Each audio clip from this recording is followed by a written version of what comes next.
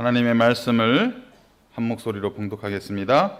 내 하나님 여호와께 서원하거든 갚기를 더디하지 말라. 내 하나님 여호와께서 반드시 그것을 내게 요구하시리니 더디면 그것이 내게 죄가 될 것이라. 내가 서원하지 아니하였으면 무죄하리라. 그러나 내 입으로 말한 것은 그대로 실행하도록 유의하라. 무릇 자원한 예물은 내 하나님 여호와께 내가 서원하여 입으로 언약한 대로 행할지니라. 아멘. 오늘은 23번째 시간 제22장 맹세와 서원이라는 내용에 대해서 또 하나님의 말씀을 함께 나누도록 하겠습니다. 이 맹세와 서원이라는 주제가 나오게 된 배경이 이 당시에 그 로마 카톨릭 교회에서 벌어지고 있었던 맹세와 서원의 행위들이 잘못된 모습들이 너무 많았다는 거예요. 그릇된 맹세의 모습들, 서원하는 모습들, 하나님 앞에 불경스러운 맹세와 서원의 행위를 바라보면서 그것이 얼마나 큰 죄악이고 문제인지를 지적하면서 성경적인 성도가 하나님 앞에서 맹세하고 서원하는 그 행위의 성경적인 모습들, 하나님이 말씀하는 그 맹세와 서원의 정신, 그리고 그 올바른 행위에 대해서 오늘 이 말씀을 통해서 우리에게 설명을 해주고 있다라는 것입니다. 한 번도 하나님 앞에서 맹세와 서원을 안 해보신 분도 있을 거예요. 그래서 별로 실감이 안 되시는 분들도 있겠지만 사실은요, 우리가 하나님 앞에 맹세하고 서원하는 이 행위를 나도 모르게 은연중에 할 때가 많이 있어요. 또 급작스러운 상황에서나 어찌할 수 없는 상황에서 우리가 하나님 앞에 맹세하거나 서원하는 행위들을 할 때가 있다라는 거예요. 제가 이제 지난 주간에 우리 연로하신 은퇴하신 집사님 또 권사님 가정을 또 만나 뵙고 함께 교제하고 신방을 하였는데요. 이 연로하신 이 집사님께서 이제 젊으셨을 때는 굉장히 분주하게, 너무 이제 시간을 낼 수 없을 정도로 너무 분주하게 생활을 하셨던 분이에요. 바쁘게 사셨던 분이라서 이 신앙생활을 못했던 분입니다. 잘 제대로 못하셨던 분이. 근데 이제 권사님께서 먼저 신앙생활을 하셔서 이제 권사님이 그 가정을 이렇게 믿음 가운데 잘 섬기셨는데 이 집사님께서 신앙을 갖게 된 계기를 말씀해 주시더라고요. 자기가 왜 하나님 앞에 나와서 이렇게 믿음을 갖게 되었는지를 그 시작을 말씀하시는데요. 그 딸이 있었어요.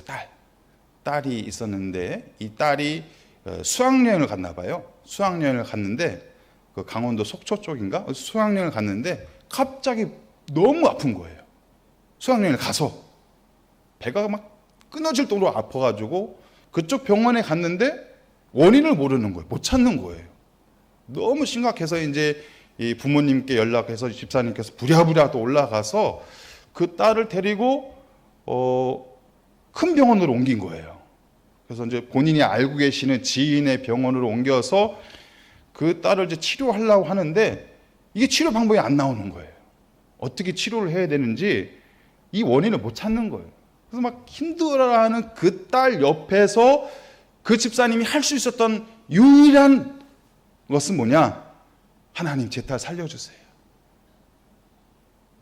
하나님 제 딸 살려주세요.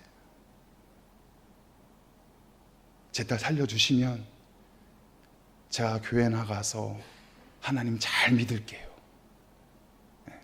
그 방법밖에 없었던 거예요. 눈물로 그 시간을 감당을 하셨더라고요. 기도하면서. 이제 그 고백을 수십 년이 지난 지금 저한테 말씀을 하면서도 눈물을 그렁그렁 맺히면서 말씀을 하시더라고요. 자기가 그렇게 믿음 생활을 시작했다고. 그것이 바로 맹세이고 서원의 기도라는 거예요. 제 첫째 딸이 이제 미숙아로 나왔습니다. 그래서 2kg가 안 되는 정말로 작은 아이로 나왔는데 그 신생아실에 가운데 인큐베이터가 있어요. 그 인큐베이터에서 거의 한 달 동안 애가 이제 거기 안에서 자랐거든요. 다른 아이들은 다 쌩쌩해요. 주변에 있는 아이들은 다 막 발버둥도 치고 막 쌩쌩한 거예요. 근데 제 아이만 인큐베이터 안에서 제일 작은 모습으로 온갖 곳에 막 줄이나 줄을 다 달고서 이렇게 누워 있는 거예요. 쟤는 바깥에서 할 수 있는 게 없잖아요. 할 수 있는 게 없더라고요. 기도밖에 없는 거예요. 하나님, 제 딸 살려주세요. 제 딸 건강하게 해주시면 제가 목회 똑바로 할게요. 그때 전도사였거든요.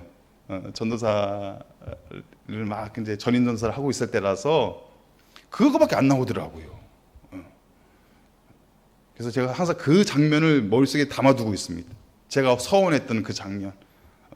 지금 이제 건강해져서 여러분들 알다시피 건강해져가지고 이제 열심히 공부하고 있잖아요. 하나님께서 건강하게 자라나게 해주셨기 때문에 저는 목회를 똑바로 해야 돼요. 서원 기도를 했기 때문에. 그러니까 이렇듯 우리가 알게 모르게 여러 가지 상황들 속에서 하나님 앞에 맹세를 하거나 서원을 하는 그런 경우들이 있다라는 거예요.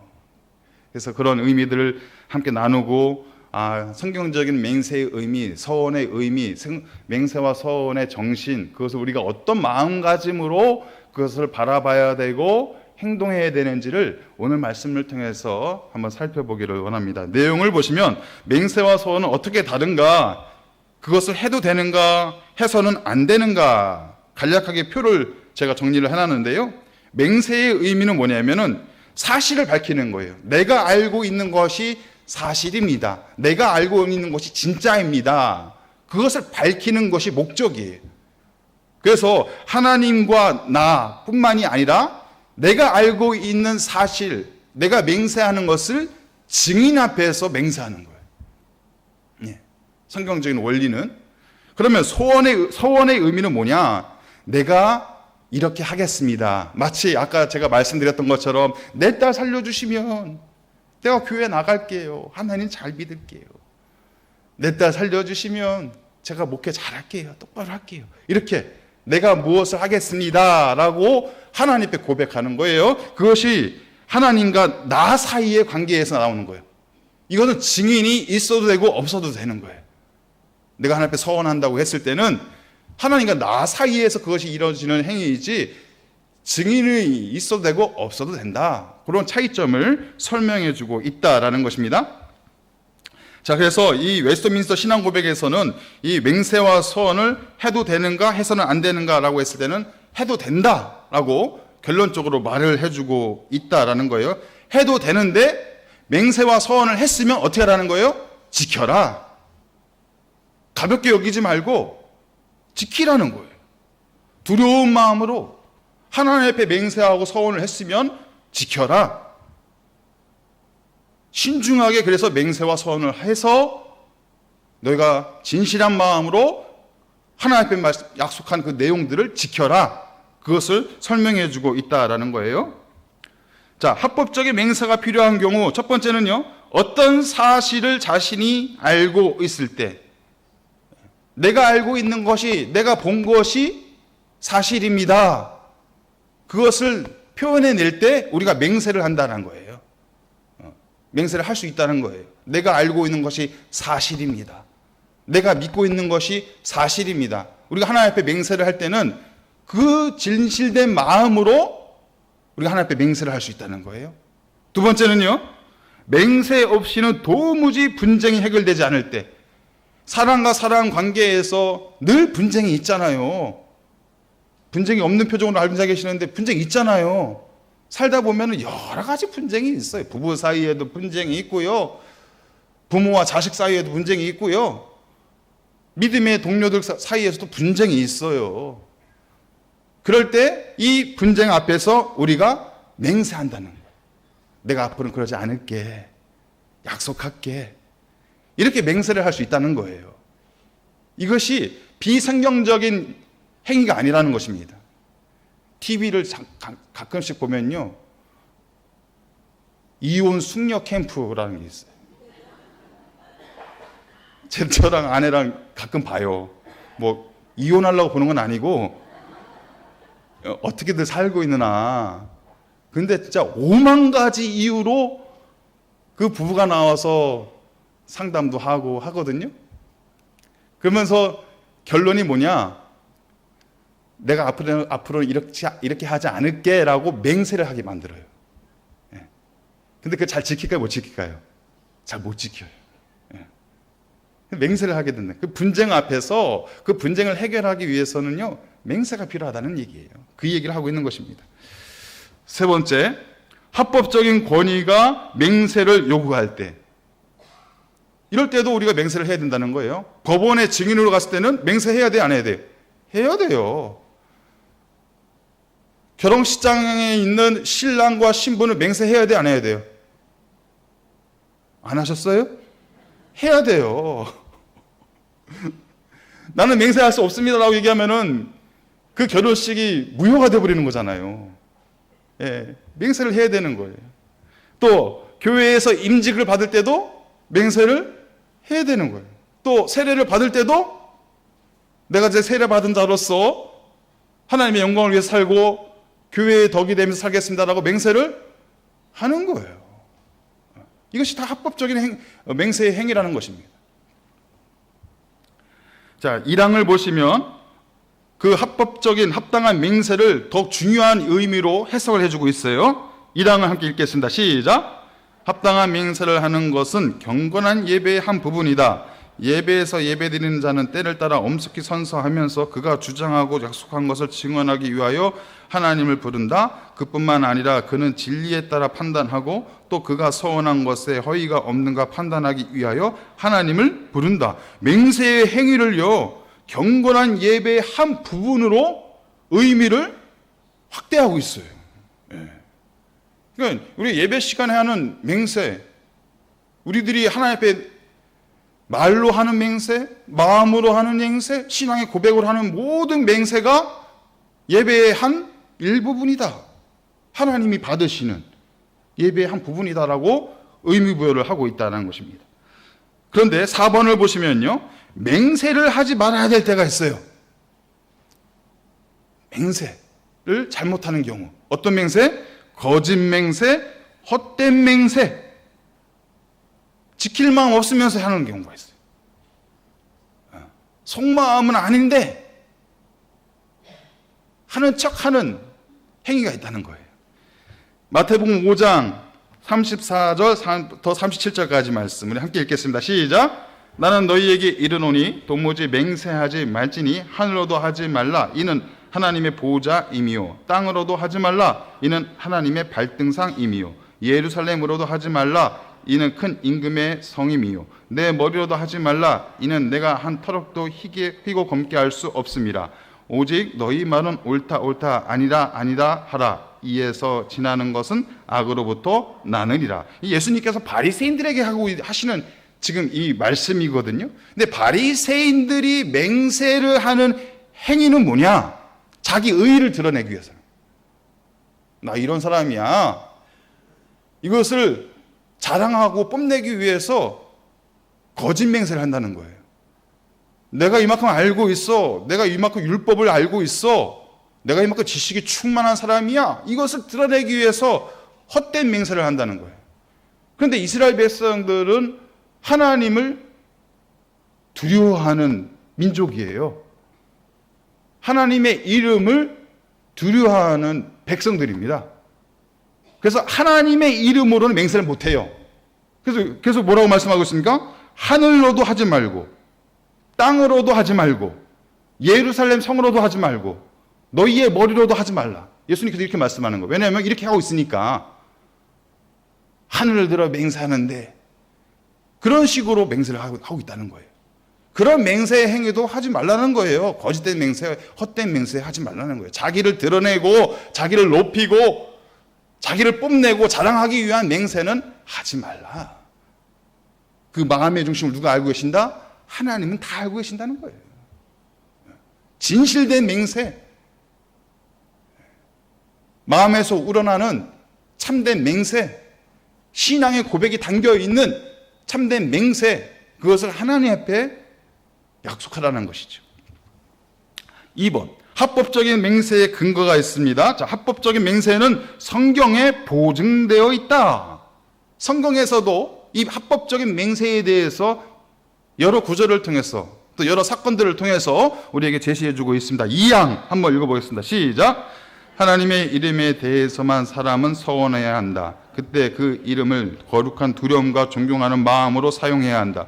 그러므로 그 영광스럽고 두려운 이름에 대하여 헛되이 또는 경솔하게 서원하거나 또는 다른 무엇으로서 서원한다면 그것은 죄를 범하는 것이어서 징후를 받아야 할 것이다. 맹세는 그 중요성과 시기에 따라 하나님의 말씀에 의하여 보증된 것으로 신구약 성경에 다 마찬가지로 허락된 것이다. 따라서 합당한 맹세는 합법적인 권위에 의해 요청될 때에는 이를 행해야 한다. 그래서 합법적인 맹세의 여러 가지 말씀에 근거된 모습들, 그리고 그 사건들을 보시면요, 신명기 6장에서 보시면 그의 이름으로 맹세할 것이다. 그의 이름, 하나님의 이름으로 맹세할 수 있다는 거예요.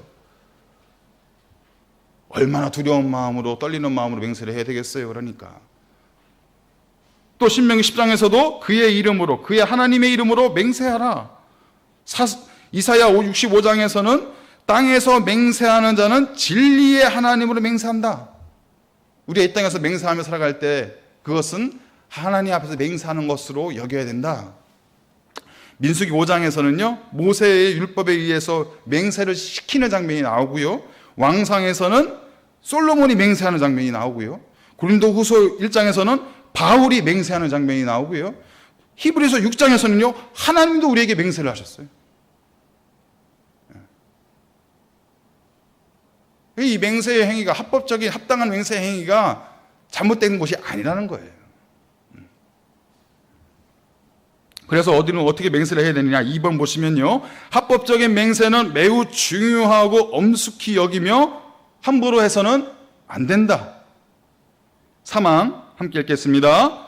누구든지 맹세할 때에는 그것이 매우 중요하고 엄숙한 행사라는 점을 충분히 생각해야 한다. 그때 자기가 진리라고 확신할 수 있는 것 이외에는 아무것도 확언해서는 안 된다. 누구든지 맹세할 때에는 선하고 옳은 것 이외의 것에 대해서는 맹세하면 안 된다. 그리고 옳다고 믿는 것이나 자기가 실제로 할 수 있고 행하려고 결심한 것 이외의 것에 대해서 맹세하여도 안 된다. 그러나 합법적인 권위로 말미암아 요청된 때에도 선하고 의로운 것과 관련된 맹세를 거부하는 것은 죄이다. 그래서 밑에 보시면 정리를 해놨는데, 진리라고 확신되는 것 이외에는 맹세하면 안 된다는 거예요.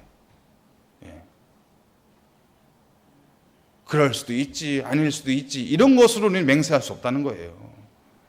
오직 진리에 가는 것만, 하나님 앞에 나왔을 때 오직 진리에 가는 것만 우리는 맹세해야 된다. 예. 확실한 것만, 반드시 지킬 수 있는 것만. 근데 우리가 말 따로 행동 따로가 많잖아요. 예.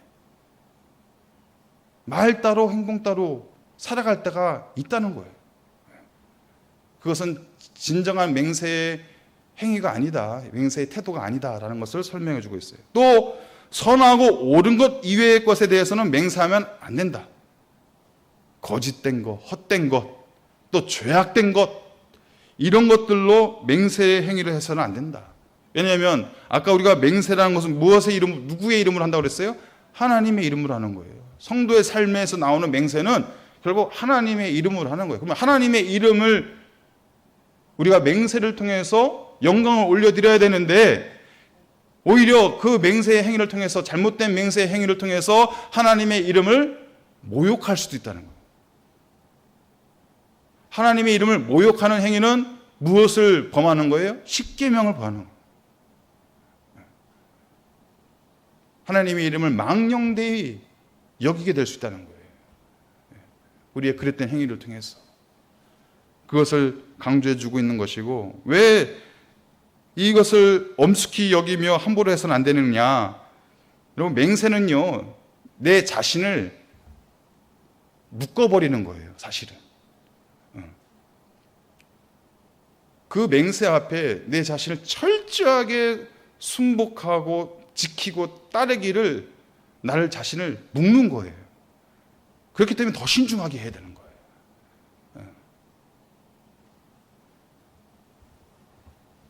세 번째, 합법적인 서원의 내용에 대해서 함께 나누겠습니다. 서원은 무엇이냐? 하나님께만 드리는 엄숙한 약속인데, 아까 처음에 제가 말씀드렸던 것처럼 서원의 핵심은 뭐냐? 그것이 이루어졌을 때 내가 반드시 이렇게 하겠습니다 라고 약속하는 거죠. 예. 내가 이렇게 하겠습니다. 하나님 앞에 서원하는 행위가 된다. 그래서 서원은 감정과 느낌으로 하는 게 아니에요. 감정과 느낌으로 서원하는 행위가 나타날 때가 참 많이 있어요. 예. 뭔가 느낌이 온 것 같아요. 뭔가 내가 이렇게 반응을 보여야 될 것 같아요. 그래서 막 즉흥적으로, 막 일시적으로 그게 서원을 하는 경우가 종종 있다는 거예요. 그런 모습을 주의하라는 거죠. 뭐 대단한 느낌이 와가지고 내 인생 전부를 헌신하겠습니다. 그렇게 말해놓고 일주일 뒤에는 똑같은 모습으로 살아갈 때, 그것을 싹 잊어버리고 살아가는 우리의 연약한 모습들이 있잖아요. 그런 모습들을 주의하라. 그리고 서원은요, 믿음과 양심에 근거해야 된다. 내 믿음의 바탕이 있어야 돼요. 믿음의 고백이 있어야 돼요. 그리고 내 양심에 요만큼도 어긋남이 있으면 안 돼요. 내 양심은 안 그런데 그 양심을 거스르면서 서원을 할 때가 있어요. 그럼 나중에는 그 양심과 서원의 내용이 충돌을 일으켜버려요. 그것 때문에 시험 드는 경우가 많이 있어요. 그러니까 내 양심이 준비가 되어 있고 내 마음속에 믿음 가운데 그것을 받아낼 수 있는 충분한 믿음이 있을 때 서원을 하는 것이지, 아무렇게나 하나님 앞에 서원하고 그것을 잊어버리면 안 된다는 것이죠. 그리고 하나님이 주신 은혜에 감사하면서 자발적으로 해야 되는 거다. 강요돼서 되는 것이 아니라 자발적으로 하는 것이다.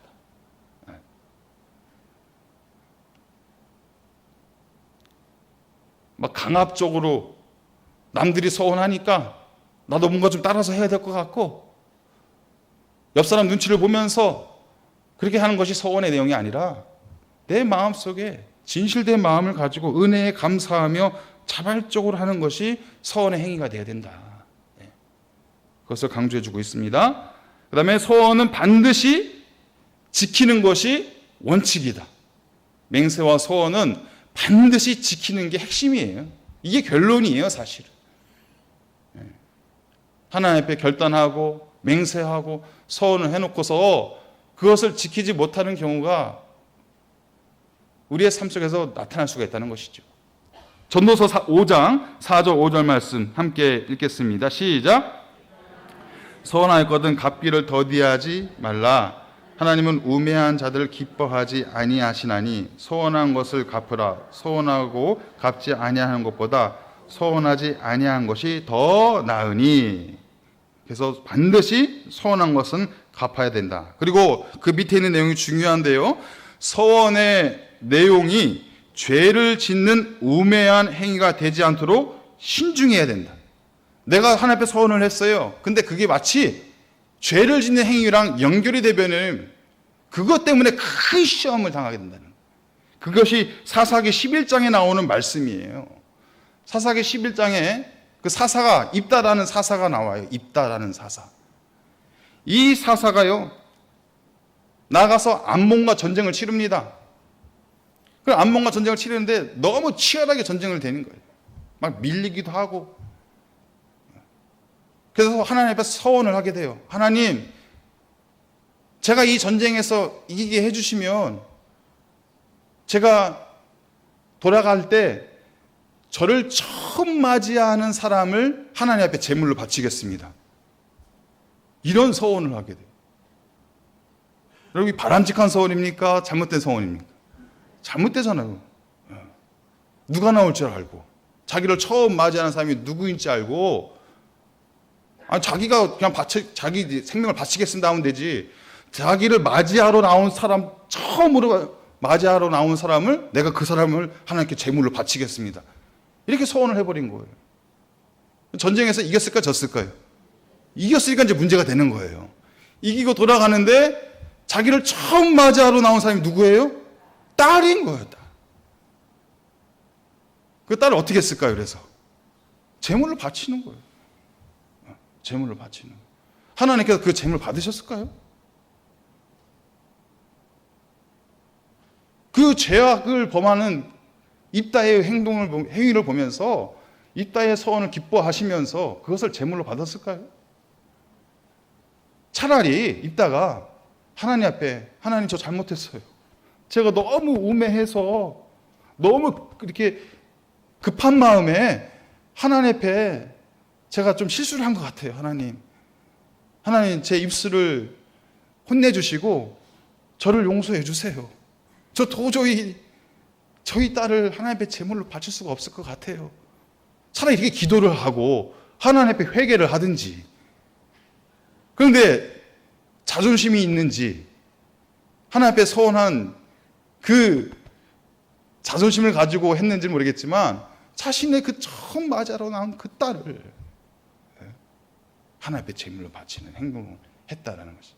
그래서 여기서 말하는 의미는 뭐냐면 그만큼 신중하게 서원을 해야 된다는 거예요. 신중하게. 그리고 나의 서원의 내용이 하나님 앞에 내가 맹세하고 서원하는 내용이 그것이 죄악과 연결이 된다면, 내가 죄를 범하는 행동으로 그것이 비춰진다면 하나님은 그 서원과 맹세를 기뻐하지 않으신다는 거예요. 하나님이 기쁨이 되는 맹세와 서원을 해야 되지, 하나님 앞에 근심이 되는, 하나님의 마음을 속상하게 하는 그런 맹세와 서원은 하나님이 기뻐하지 않으신다. 그것을 말해주고 있다는 것입니다. 그래서 맹세는 또 서원은 신중하게 해야 된다. 특별히 본인뿐만이 아니라 다른 사람의 인생이 걸린 서원과 맹세라면 이거는 더더욱 신중하게 해야 돼요. 내 자녀들의 인생이 걸려있는 문제라면 그 서원, 그 맹세는 더더욱 신중하게 해야 된다는 거예요. 목사님들 중에요, 많은 분들이 어머니의 서원으로 목회의 길을 들어선 분들이 많아요. 제가 이제 신대원 동기분들이랑 이야기를 해보면 본인의 사명감으로 이 첫발에 내디딘 것이 아니라 부모님의 서원으로, 어머님이 그때 부흥회 가서 은혜를 너무 받아가지고 그때 하나님 앞에 내 아들 바치겠습니다 기도하는 바람에 자기가 신대원 왔다고 이야기하는 분들도 있어요. 물론 그것도 뭐 하나님의 역사이고 또 성령께서 그 마음 주장하셔서 그분의 인생을 받으신 거지만, 그만큼 타인의 인생이 걸려있는 문제라면 우리가 그만큼 신중해야 된다는 거예요. 정말로 신중하게 하나님 앞에 씨름하면서 하나님 제 이 서원이 합당합니까? 하나님의 영광을 올려드리는 서원의 내용입니까? 아니면 제가 제 마음을 충족시키기 위해서 내 의의를 드러내기 위해서 하는 맹세와 선은 아닙니까? 하나님 앞에 씨름해야죠. 씨름하고, 그럼에도 불구하고 하나님께서 강력한 마음을, 불이 꺼지지 않는 마음을 주시면 과감하게 용기 있게 서원하고 그 서원의 내용을 내가 반드시 지키겠노라 결단하고 헌신하고 수고해야죠. 그것을 우리에게 강조해주고 있다는 것입니다. 4번, 내 능력 밖의 서원은 하지 말라. 이것을 말해주고 있어요. 이제 이것을 이 의미는 뭐냐면 로마 가톨릭 교회에 그 수도원들이 많이 있잖아요. 그 수도원의 수도사들의 모습을 보면서 그들이 서원하고 하는 것과 그들의 살아가는 모습들을 보니까 너무 이게 다른 거예요. 그 다름의 내용을 보면서 저거는 진정한 서원이 아니다. 지킬 수도 없는 서원을 왜 하냐? 그런 능력도 없으면서 왜 서원을 하냐? 그것을 말해주고 있는 거예요. 7항인데요. 우리 함께 읽겠습니다. 아무도 하나님의 말씀이 금하는 것에 대해서 서원해서는 안 된다. 또는 받은 명령을 실천하는데 방해되거나 자기 자신의 힘으로 할 수 없는 것이나 그것을 이행하는 데 있어서 하나님으로부터 아무 약속이나 능력을 받지 못한 것에 대해서도 서원해서는 안 된다. 이 점을 비추어 볼 때 교황청의 수도원 안에서 일생 동안 독신으로 살겠다고 하는 서원이나 공헌한 궁핍생활과 규칙적인 복종을 서원하는 것은 그것이 가지는 고상한 의미에서 너무나 먼 것이므로 그리스도의 신자로서는 도저히 관여할 수 없을 정도로 미신적이고 사악한 함정이다. 매우 강하게 어필을 하고 있죠. 표현을 하고 있죠. 지킬 수도 없는 서원, 능력 밖의 서원을 하는 것은 미신적인 행위야. 그것은 사악한 행위야. 매우 질타를 하고 있는 거예요. 그러면 이때 수도원 수도사들에게서 나타났던 서원의 세 가지 대표적인 서원이 있어요. 첫 번째는요, 독신서원이. 독신서원. 수도사들이 독신을 서원해요. 그런데 하나님의 말씀은 뭐예요? 이 결혼의 행위는 너무 소중한 것이다. 가정을 꾸리는 이 원리는 하나님께서 만들어 놓으신 창조의 질서다.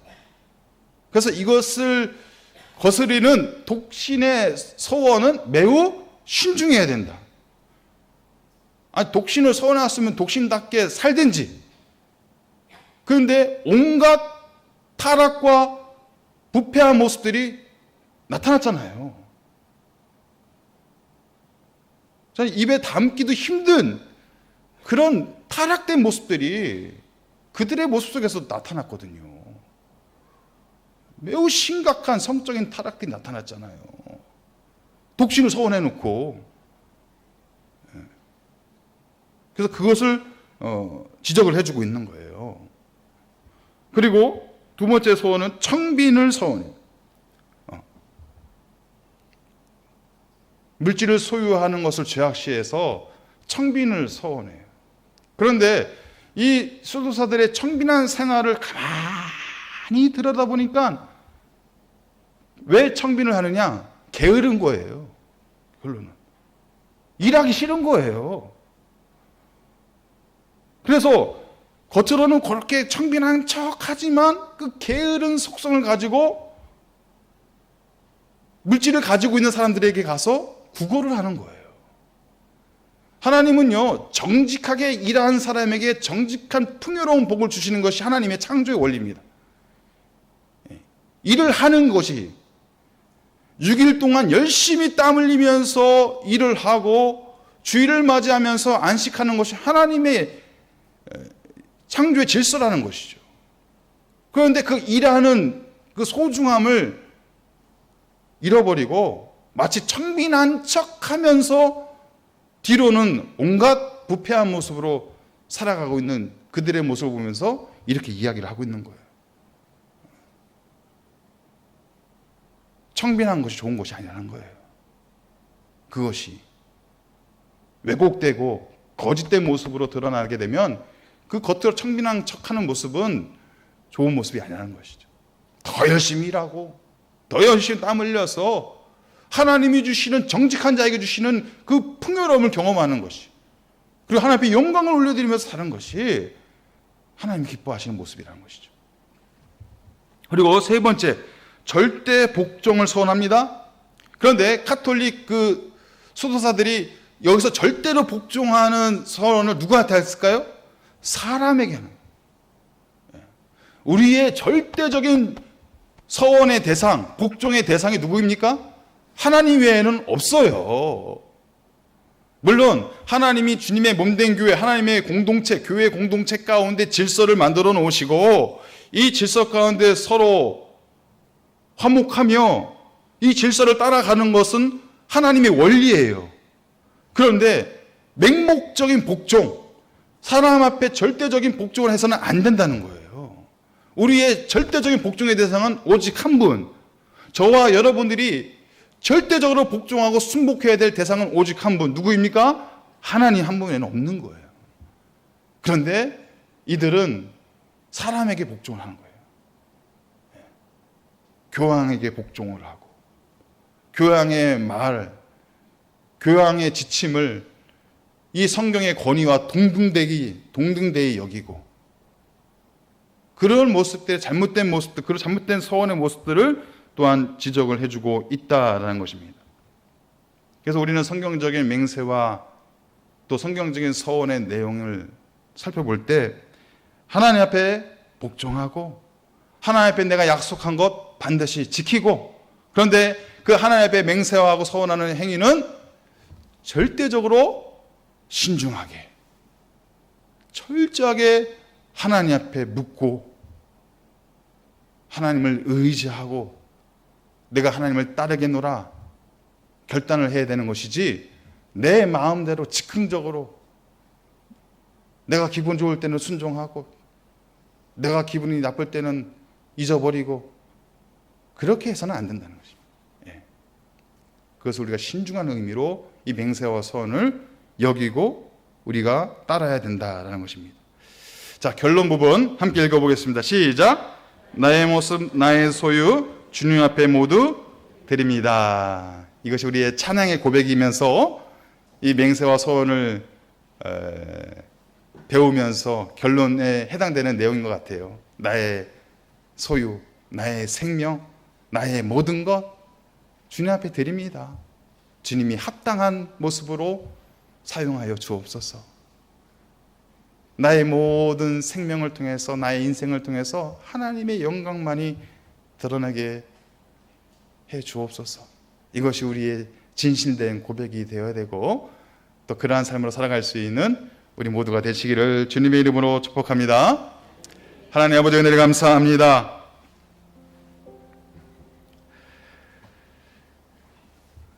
하나님은 우리를 향해서 한순간도 약속하신 그 약속을 잊지 아니하시고, 내가 너를 사랑하노라,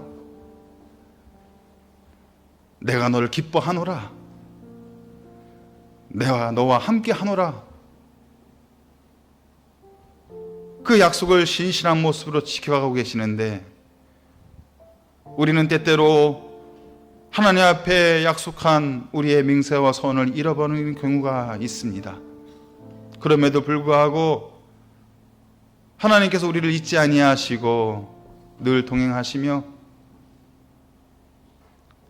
우리의 약속을 기뻐 받으시고 우리의 인생을 통해서 그 약속된 내용들이 이루어지게 하심을 믿습니다. 하나님, 이 시간 진실된 마음으로 내 생명, 내 모든 소유 주님의 것임을 고백하며 주님 앞에 결단하며 나아갈 수 있는 우리 모두가 되게 하여 주시옵소서.